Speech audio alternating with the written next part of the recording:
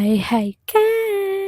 At yan nga, nag-crave tayo ng samgyup dahil sa kakaskulog ko sa sayak meeting. Tapos ngayon, nagugutom naman ako habang nag-edit. Una natin gagawin natin ang sarili natin para di naman tayo nauubos. Ano ba yan? Ito na nga.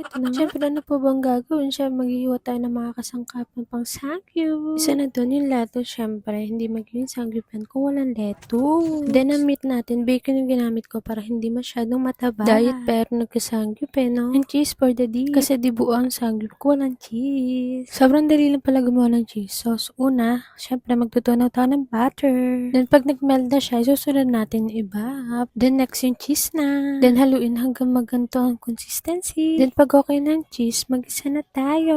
Then pag lumabas ang aroma, sunod na natin yung meat. Grabe habang nagluluto ako nito, takam na takam ako. Hanggang ngayon, takam na takam pa rin ako. Masyado ako nasarapan sa gawa ko Lalo na ang cheese ante. Syempre maglalagay tayo ng pampalasa. Unang nilagay ko paminta, asin, gochujang, and sesame oil. Then mix.